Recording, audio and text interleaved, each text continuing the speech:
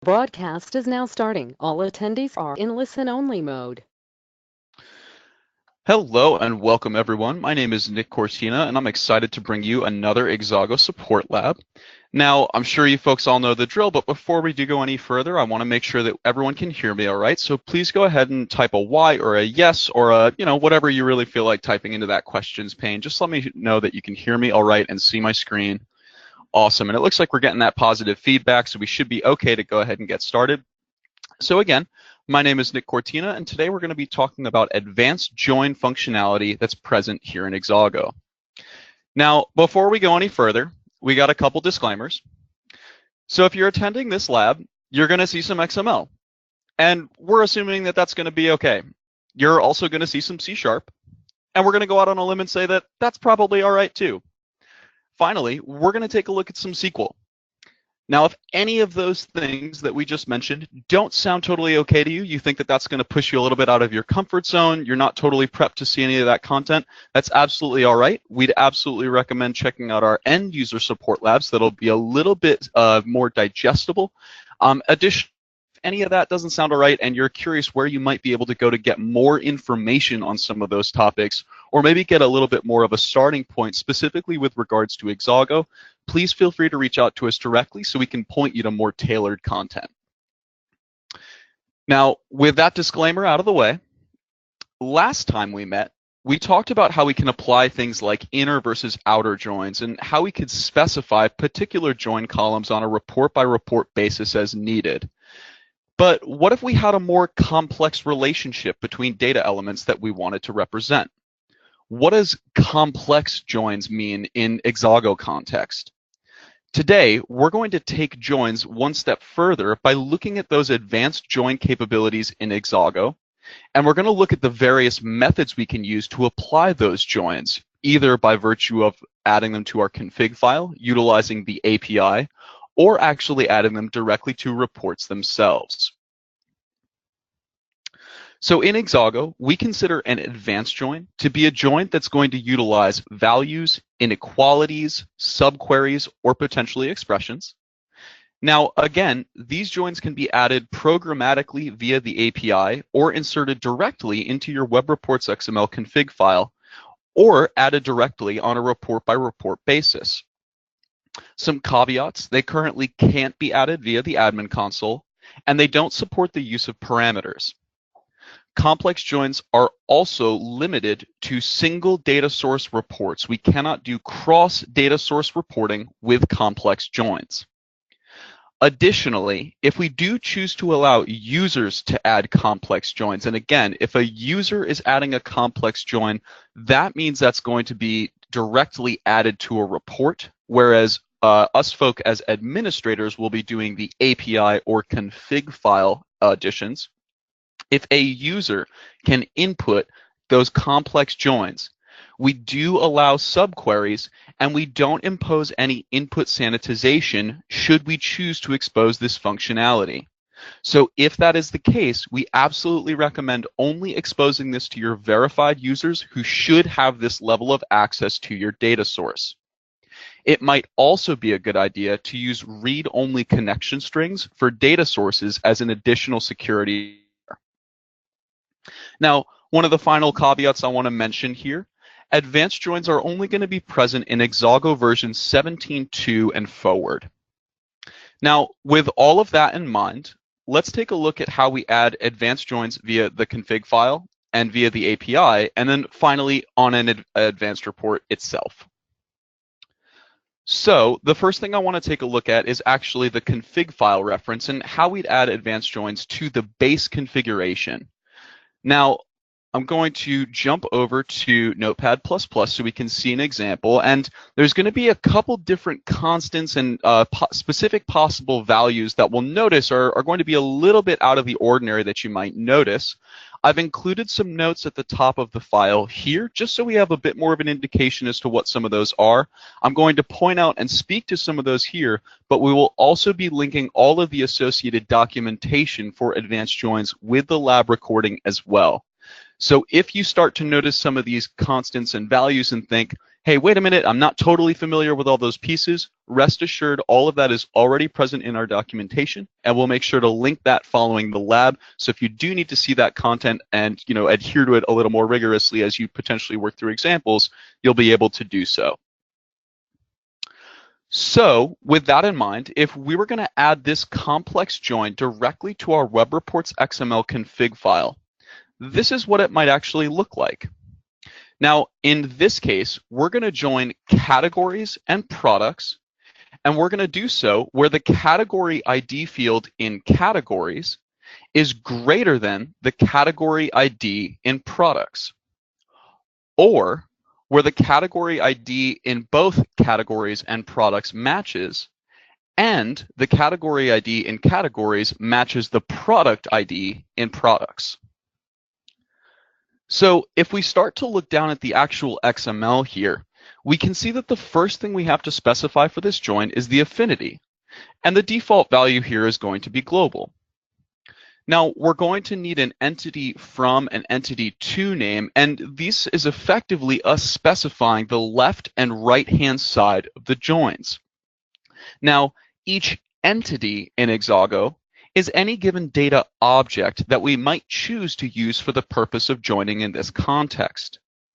Now, with regards to the entity names, here we're going to use the database name unless a data object ID has been specified in the metadata. If so, we would input that actual ID value here instead. Now, the next thing we're going to specify is the actual join type. Now, this can be inner, left outer, right outer, or full outer, and I've included those values here just as a point of reference. We're also going to add a relationship type here. This can be either one-to-one or one-to-many. We can set a weight if so desired, and again, that's just a way for us to dictate which potential join path we'd like Exago to use if there are more than one possible join path. And once we've input some of this base information to the join, the next thing we're going to start adding are what we call clauses. Now, we're going to add one clause for each of our specific join conditions. In this case, if we take a look at this inner join that we're creating, we've actually got 3 clauses here. So there's going to be one for this first inequality, and then there's going to be 2 nested clauses for each of the equalities that are in this OR block. Now, if we go down to our clauses here, we're going to notice that each clause will have a left side and a right side. And this is where we start to define the actual relationship for explicitly this given clause. Now, another interesting thing I'd like to note here, while our left-hand side by default is going to relate whatever given information we put, whether in this case a given column or potentially an expression, subquery, etc., that is going to relate to whatever the left-hand side or entity from is. And the right side will correspond to the entity to. Now, you'll notice, and I've got these commented out here, but we could, for each clause, actually specify a specific left and right entity if, for whatever reason, that clause needed to use a different left and or right entity than the base join itself. So again, these don't have to be added. I've just chosen to include those comments here to show you folks what it might look like if we did need a different left or right entity. Now, each of these sides, again, is going to have a type, and that can be set to either column, value, expression, or subquery. In addition to the left side and right side types, we're also going to have this comparison value, and that corresponds to the operator that we'd like to use for this clause. If we look at our comparison operators up here, we can see we have equal to, not equal to, less than, greater than, less than or equal to, greater than or equal to, and finally in. In addition to the comparison, we also have our conjunction. And this is how we're going to determine how this specific clause interacts with the next clause in the list at the same level. Now, in this case, to touch on that level property, since we have one clause at the highest level, I'm going to scroll back up again for just a second here. This inequality is at the highest quote-unquote level, and we can see that that clause is specified to be at level 0. The two nested clauses, however, are going to show up in the parentheses here, and so our level, in effect, really corresponds directly to how we're choosing to use these parentheses. And so in this case, because our final two clauses are in the same level, but they're one level down from that first inequality, we'll specify those two clauses to have a level of 1. So I want to pause here for just a second and just check up on questions, make sure that we're doing okay there. All right, and it looks like we're doing okay. So what I'd like to do next is actually go ahead and take a look at how we might add this same join, but by using the actual API. So while this is how we would go and add this directly to the XML configuration file, if we were going to do the same thing, but add it programmatically to an instance of the API, how might we go about doing that? So here, again, I've just included that join up in some comments up top here, just to sort of keep in perspective what exactly we're doing. But here, the first thing we're going to do is create this join object, and we're going to pass in page info from our API object. And in the context of this code snippet, we're going to assume that an API object has been created and instantiated so that we can pass in this page info property when we create this join. Additionally, when we go to add that down below, again, we're just going to assume that this API object has already been created. Now, once the join is created here, we're going to specify the initial entities. And again, just like before, we see our entity from name and entity to name. That will once again be the database names or the actual IDs if specified in the metadata. And then we're going to specify the join type here as well. Now, after we've added some of that base information about the join, we're going to start adding in those given clauses. And in this case, it's going to be part of this join columns collection. That's how it's represented in the actual API in terms of adding these relationships. So here, we add a new join column where we'll go in and create a new key column. We'll use that entity from name. And then we're going to explicitly specify the name of the column that we'd like to use. We'll dictate that it is of type column, and that was similar to in the XML how we had to specify on the left and right-hand side of each clause whether we're using that column, expression, subquery, etc.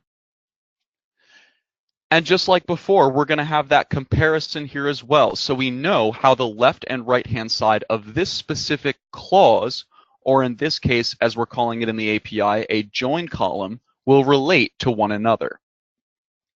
We'll see our right-hand side with the product ID from products because we're using that entity to name.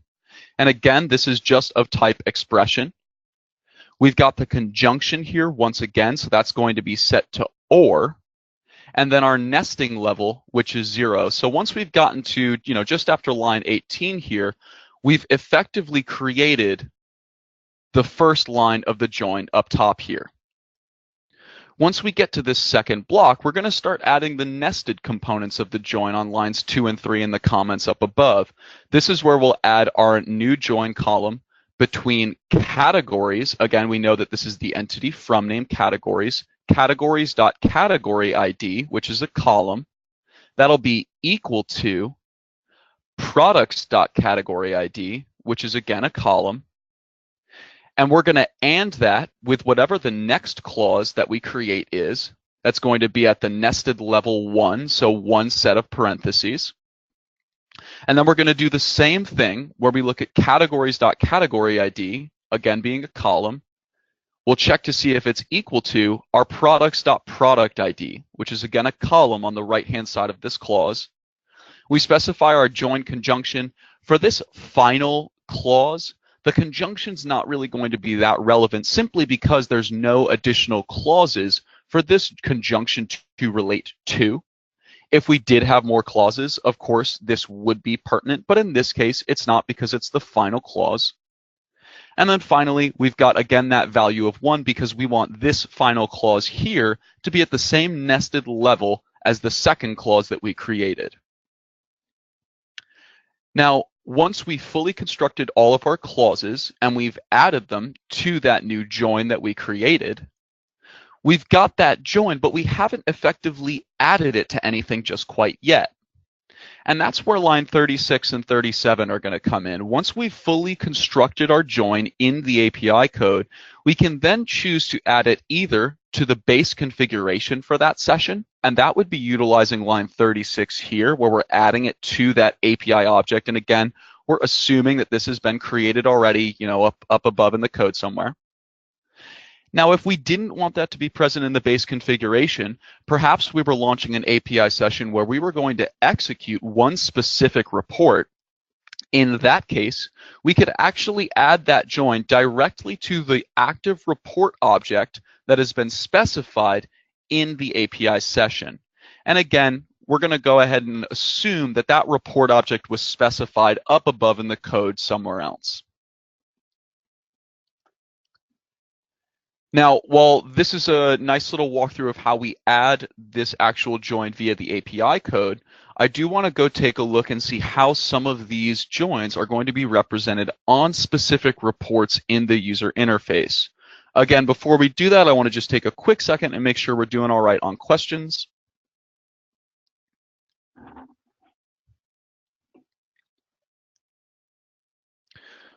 All right, and it looks like we're doing okay.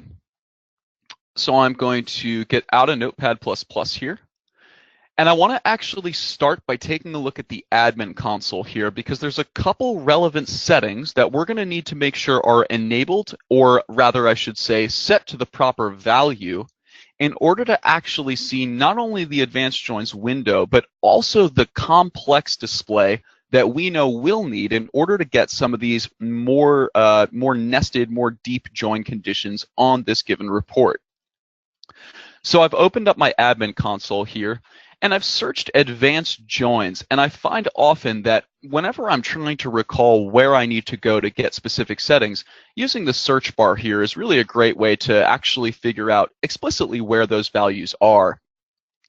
Now, in this case, because I've done my homework, I happen to know that under the Feature UI settings, under Advanced Report Designer settings, we're first going to see this Show Advanced Join settings, and we need this to be true or we won't have the ability to see the Joins menu option in the Report Options cogwheel at all.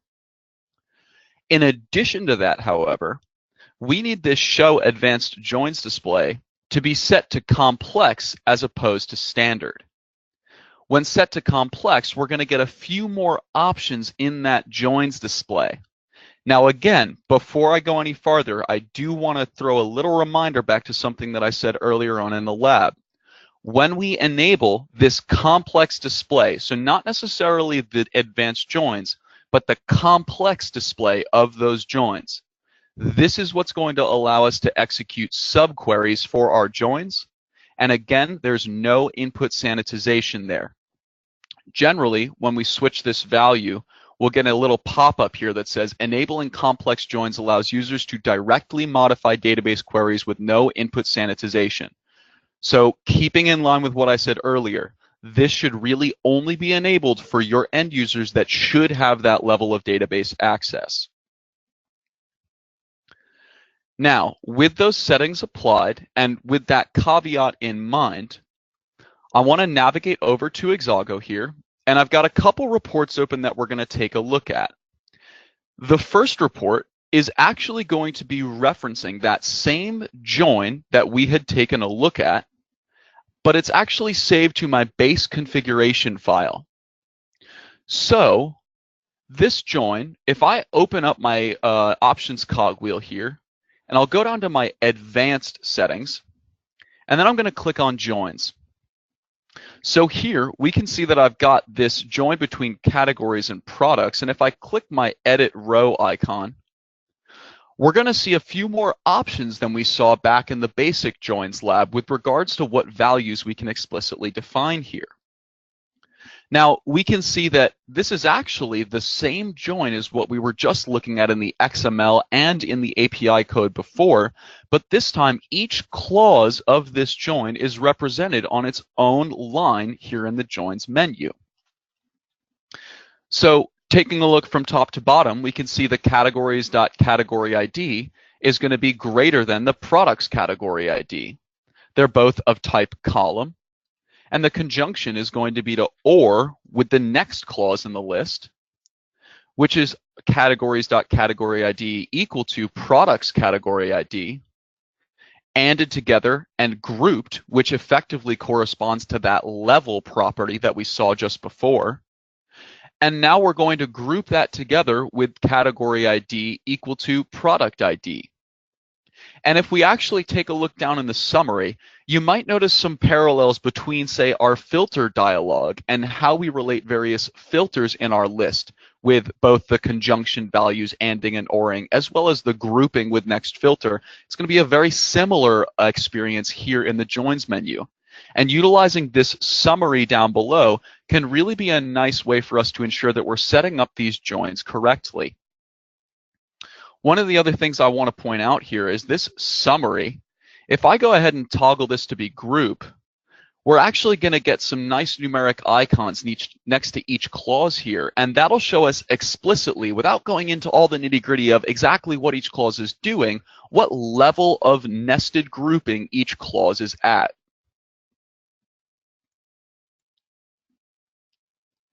Just to touch on a couple other options here, we can actually reorder our clauses if we did find that necessary for whatever reason. We can always switch the values here depending on what values we need to select. And again, our types we can explicitly define here as well. The conjunctions can be modified. We can modify the groupings as needed. We can also remove clauses here or even add new clauses if we feel that we need those for whatever we might need to define with regards to the join here.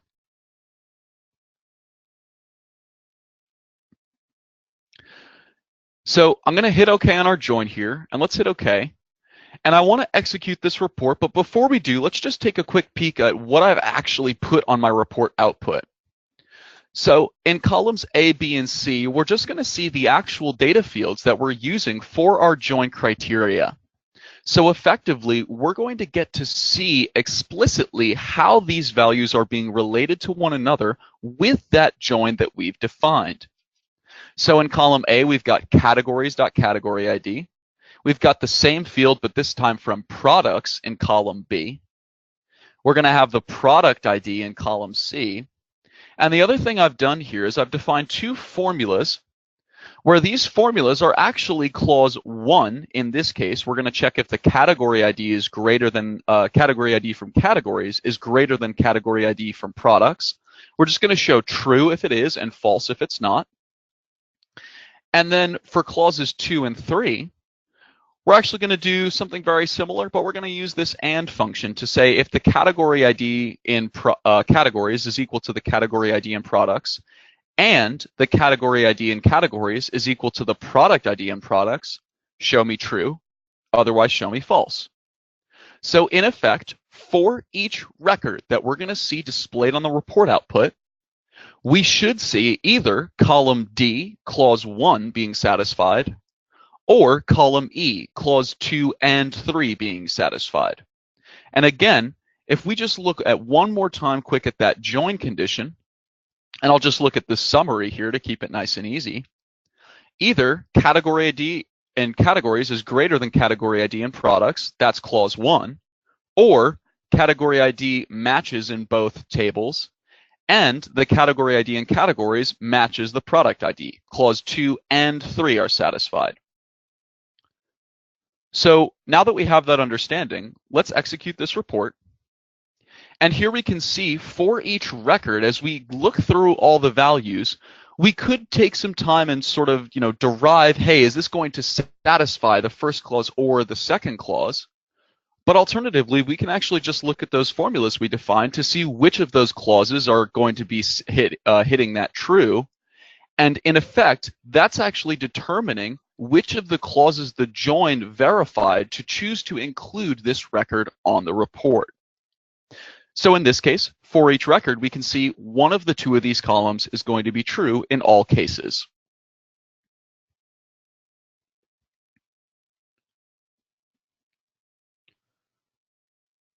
Okay, so I'd like to take a look at one more, slightly more complex example, and this is where we're actually going to do a join against a subquery.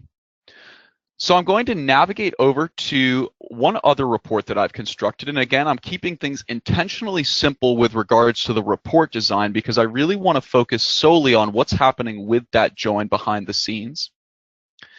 Now, in this case, in terms of constructing an example here, I've made a report that's going to show our quote-unquote top salesperson. Now, something you might be saying is, well, hang on a second, Nick. I know that we can use top-end filters to show something just like this. And you're definitely correct. We absolutely could pull in the relevant database objects that we need in order to do this top calculation. But let's pretend for just a moment that we don't want to include those same database objects on this report to do the top-end calculation, but we'd still like to show whatever that top salesperson was, whatever our highest earner, let's say, was. In this case, this report is going to show just some employee information, and I'm actually including it in a report footer here. So something that's interesting that you might also say is, well, hang on a minute, Nick. I know we've done some training sessions together, and you've told me before that we can't just add data fields in the report footer here because, there's going to be multiple values for these various records, and our report footer, as we might know, is only going to look with regards to specific data fields at the last record returned in the data set and display that information here. However, in this case, if we choose to join from, say, our employee ID in employees to, say, a single resulting employee ID that's generated via that subquery to tell us which employee is our highest earner, in theory, that means this report should only ever return a single employee record. And as such, it is appropriate for us to include those data fields directly in the report footer because we'll know we'll only ever get that single record returned. So regardless of whether it's the first or last record, it's kind of irrelevant because if there's only one, we know that single record will be what's displayed in row 3. So how are we going to actually get that single employee ID? I'm going to pull up Notepad++ here again for a second, and let's take a look at the subquery that we're actually going to use for our join condition here. So in this case, we can see that we're just going to go ahead and grab the employee ID, and we're actually going to get it from the order details table, and we're establishing some joins here as well. We're going to group by that employee ID, and what we're actually going to do here is order that by the maximum possible quantity value we find that relates to that specific employee's orders. By using the offset 0 rows, that means there's no offset. We're only going to fetch the next one row. And that ensures that we're going to group by the employee ID, so ensure that we're going through all of our various employee ID records for each employee, and then just get the single employee ID record that corresponds to the employee ID with the max possible quantity in an order. So with that in mind, if we go back to our report here, let's go down to our advanced joins menu. And here we can see I've actually chosen to include an employee territories category here. And that's just so that we can ensure we have multiple categories to include a join on. Again, we're going to take a look at the actual join here, and we'll see that employee territories is not included in this join whatsoever. On my left-hand side, I've got my column set to the employee ID value, and the operator is equal to.